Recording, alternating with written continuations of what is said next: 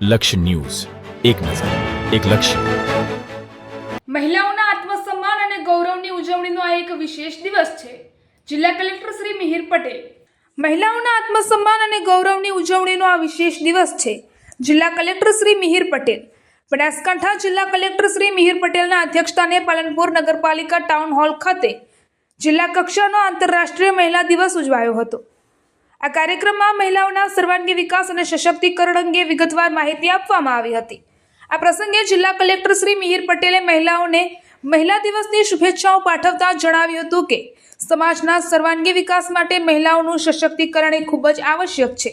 સરકારશ્રી દ્વારા મહિલાઓના શિક્ષણ, આરોગ્ય, સ્વરોજગાર અને આત્મનિર્ભરતા માટે અનેક યોજનાઓ અમલમાં મૂકવામાં આવી છે.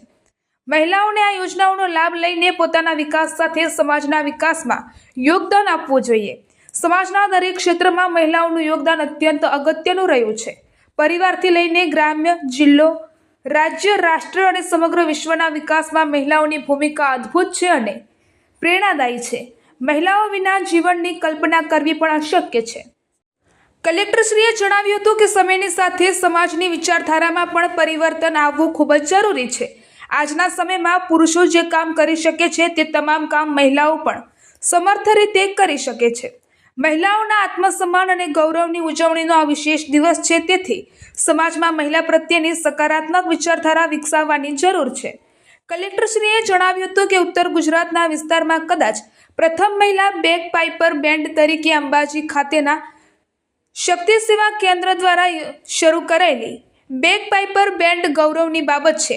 આ બેન્ડમાં જોડાયેલી બાળાઓ મુખ્યત્વે ટ્રાઇબલ પરિવારોમાંથી આવે છે. ગબ્બર પર્વત પર ભિક્ષા માંગવાની પ્રવૃત્તિ છોડાવીને આ બાળાઓને સારું શિક્ષણ અને સંસ્કાર આપવાનું ઉત્તમ કાર્ય શક્તિ સેવા કેન્દ્ર દ્વારા કરવામાં આવી રહ્યું છે. આ માટે તેમણે સંસ્થાને અભિનંદન પાઠવ્યા હતા. અંતમાં તેમણે ફરી એકવાર તમામને આંતરરાષ્ટ્રીય મહિલા દિવસની શુભકામનાઓ પાઠવી હતી.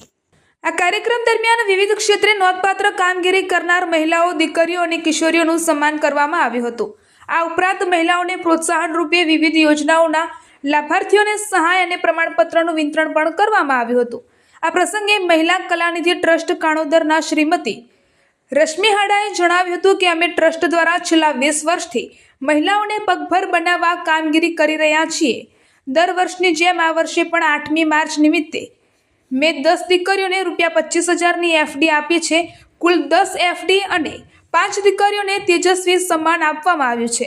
આ સુંદર કામગીરીની નોંધ લઈ આજે કલેક્ટર સાહેબે અમારું બહુમાન કરી સન્માનિત કરી છે. તે બદલ બનાસકાંઠા જિલ્લા વહીવટી તંત્રની આભારી છું.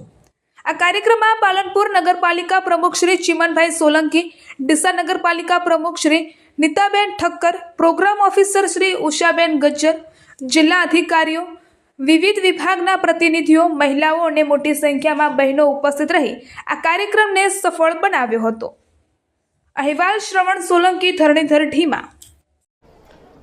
બનાસકાંઠા જિલ્લા કક્ષાની આંતરરાષ્ટ્રીય મહિલા દિનની ઉજવણી આજરોજ નગરપાલિકા ટાઉન હોલ ખાતે કરવામાં આવી. સમગ્ર કાર્યક્રમમાં મોટી સંખ્યામાં સમગ્ર જિલ્લામાંથી બહેનો ઉપસ્થિત રહ્યા હતા. આ સાથે જ જે તેજસ્વી મહિલાઓ છે એનું સન્માન કરવામાં આવ્યું. આ ઉપરાંત ભારત સરકાર અને ગુજરાત સરકાર તરફથી મહિલા અને બાળ વિકાસ સંબંધિત તમામ જે યોજનાઓ છે એ યોજનાની માહિતી પણ અહીંયા બહેનોને આપવામાં આવી હતી તથા યોજનાના જુદા જુદા જે લાભાર્થી બહેનો છે તેમને લાભનું વિતરણ પણ કરવામાં આવેલું હતું. નમસ્કાર, હું રશ્મિ હાડા, મહિલા કલાનિધિ ટ્રસ્ટ કાણોદર. આજે આંતરરાષ્ટ્રીય વિશ્વ મહિલા દિવસ નિમિત્તે જિલ્લા વહીવટી તંત્ર દ્વારા પણ એક સુંદર કાર્યક્રમનું આયોજન કરવામાં આવ્યું, જેમાં કલેક્ટર સાહેબશ્રી દ્વારા મારા કાર્યક્રમ અને મારા અભિયાનની નોંધ લેવામાં આવી અને તે બદલ મને વિશેષ સન્માન આપવામાં આવ્યું.